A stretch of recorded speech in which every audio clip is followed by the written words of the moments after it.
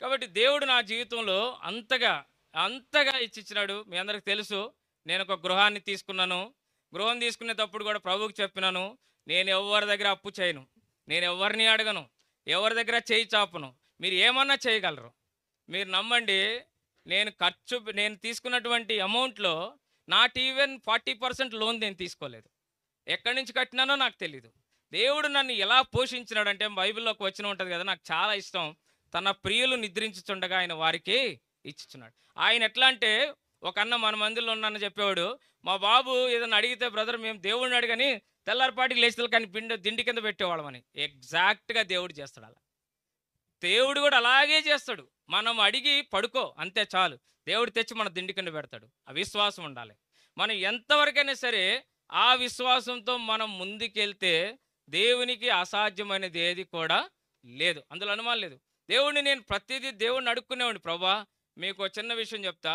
మా పక్కింట్లో మా మా అపార్ట్మెంట్ ఫ్లాట్స్ అన్నీ చాలామంది ఫాల్ సీలింగ్ చేపిస్తున్నారు. నా బడ్జెట్ లేనే లేదు. నేను ఫాల్ సీలింగ్ అతన్ని పిలిపించి ఒక్క హాల్‌కి చేస్తే ఎంత అవుతదన్నా? ఆయన చెప్పినాడు 20,000 అవుతదన్నాడు. 20,000 కాదు ఫైనల్ రేట్ చెప్పన్నా. 16,000 అవుతది సార్ మీకైతే అన్నాడు. నేను ఇంటికెళ్ళా ప్రార్థన చేసుకున్న ప్రభా చిన్న పిల్లలు ప్రభా నాకు. వాళ్ళు దీన్ని ఫాల్ సీలింగ్ లైట్స్ చూస్తే ఆనందిస్తారు ప్రభా. ప్లీజ్ ప్రభా అంటే నేను లేచేదలకు ఒక మెయిల్ వచ్చింది. ఆ పని నేను చేసిన తర్వాత అది నా సాలరీడ్ వర్క్ కాదు. అది స్పెషల్ వర్క్. అది చేసి వచ్చి రిపోర్ట్ ఇచ్చిన వెంటనే ఎగ్జాక్ట్‌గా 16,000 వచ్చింది నాకు. ఎగ్జాక్ట్‌గా నాకేం కావాలో అదే వచ్చింది. ఎప్పుడు గూడా ప్రభువా నేను ఎప్పుడు గొణగనండి. నేను సణగను. ఒకవేళ పిల్లలు జ్వరంతో బాధపడుతున్న ప్రభు వందనాలు. ఇది మా జీవితంలో ఏదో నువ్వు కార్యం చేయడానికి తెచ్చినావు. కాబట్టి దేవుని మహిమార్థమే చెప్తున్నాను. దేవుడు అంటే ఎవరో కాదండి. మన సొంత నాన్నతో మనం ఎట్లా బంధం మెయింటైన్ చేస్తామో, మన ఓన్ ఫాదర్‌తో మన తండ్రి కొట్టడా? నా ప్రభువు కూడా నన్ను కొడతాడు. మస్తు కొడతాడు. మస్తు అంటే మస్తు కొడతాడు. అందులో అనుమానం లేదు. కానీ అదే టైంలో ఆయన చూపించే ప్రేమ గొప్పది.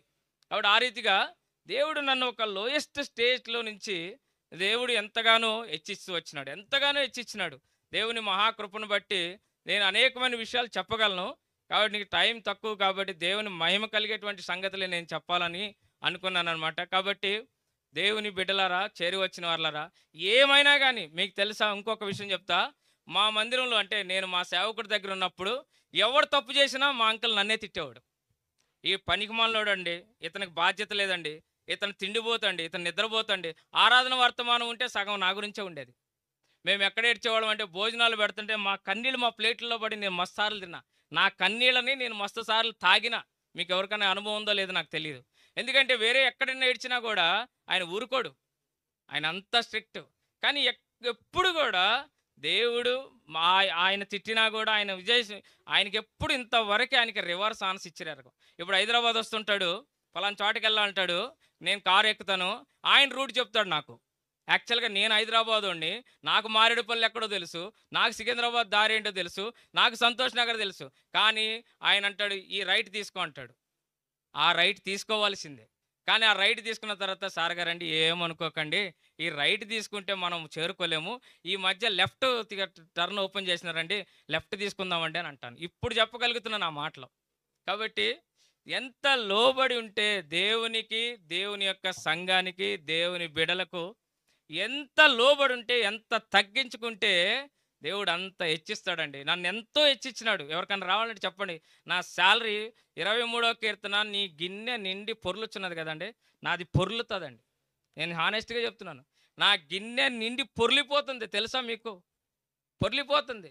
ఏం చేయలేను నేను. దేవుడు నన్ను అంత హెచ్చించి నాకు అనిపిస్తుంది ప్రభు ఏం చేసుకోను నేను ఇదంతా. ఏం చేసుకోవాలి? నాకొద్దు ప్రభా. నేను వాళ్ళకి ఇచ్చేస్తా. దేవునికి అసాధ్యమైంది ఏది లేనే లేదు. దేవుడు మనల నుంచి కోరుకునే తండ్రి. ఇప్పుడు మనమందరం తల్లిదండ్రులు. నేను తండ్రిని. మావాడు నాకు రివర్స్ ఆన్సర్ ఇచ్చినప్పుడు నాకు అనిపిస్తుంది వీడు ఇంత ఉండి నాకు రివర్స్ ఆన్సర్ ఇస్తాడే అనిపిస్తుంది.